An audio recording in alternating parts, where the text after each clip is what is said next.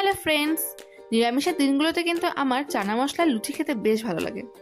তো সেদিন বাড়িতেই বানিয়েছিলাম চানা পনির আর তার সাথে লুচি। তো ভাবলাম তোমাদের সাথে চানা পনিরের রেসিপিটা শেয়ার করে দিই।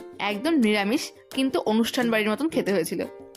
প্রথমেই কড়াইতে সাদা তেল আর ঘি গরম করে পনিরগুলোকে একদম ছোটো ছোটো করে কেটে রেখেছিলাম। তো সেই পনিরগুলোকে হালকা করে ভেজে নিয়েছি, বেশি কড়া করে ভাজিনি, কারণ বেশি কড়া করে ভাজলে আমার মনে হয় পনিরটা খুব শক্ত শক্ত হয়ে যায়।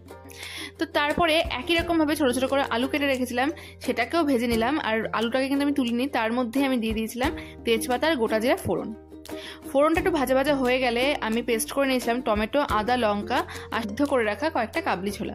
তো সেগুলোকে একসাথে পেস্ট করে নিয়ে সেই পেস্টটাকে দিয়ে বেশ ভালো করে কিছুক্ষণ কষিয়ে নেওয়ার পরে ধনে গুঁড়ো, জিরে গুঁড়ো, লঙ্কার গুঁড়ো, হলুদ আর চানা মশলার একটা প্যাকেট আমি একসাথে অল্প একটু জল দিয়ে মিক্সড করে রেখেছিলাম। তো সেই মশলাটাও দিয়ে দিলাম। দেওয়ার পরে আবারও বেশ কিছুক্ষণ ভালো করে কষিয়ে নেওয়ার পরে কাবলি ছোলাগুলো দিয়ে দিয়েছি।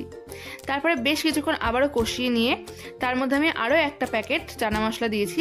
এতে আমার মনে হয় স্বাদটা আরও বেশি ভালো হয়। তারপরে স্বাদ মতন নুন, পরিমাণ মতন মিষ্টি দিয়ে আবারও বেশ কিছুক্ষণ নাড়াচাড়া করার পরে কষিয়ে নেওয়ার পরে ছোলা সিদ্ধ করা যে জলটা ছিল সেই জলটাই আমি ইউজ করেছি এখানে। সেই জলটা দিয়ে দিলাম পুরোটাই।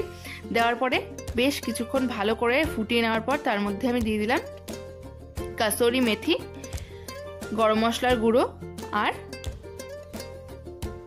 ধনেপাতা। তারপর বেশ কিছুক্ষণ ফুটিয়ে নিয়ে নামিয়ে নিলাম। গরম গরম চানা মশলা চানা পনির খেতে কিন্তু দারুণ হয়েছিল। তো তোমরা কারা কারা চানা পনির খেতে ভালোবাসো সেটা কিন্তু অবশ্যই কমেন্টসে জানিও। আমার বাড়ির সবার কিন্তু এই চানা পনিরটা খেতে ভীষণ ভালো লেগেছে। আর বাবার এক্সপ্রেশন দেখলে তোমরা অবশ্যই শেষে বুঝতে পারবে যে খাবারটা কতটা টেস্টি হয়েছিল।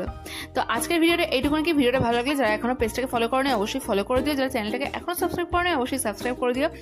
আর ভিডিওটা ভালো লাগলে লাইক করো, শেয়ার করো, কমেন্টস করো। দেখা হবে নেক্সট ভিডিওতে। ততক্ষণের জন্য টাটা।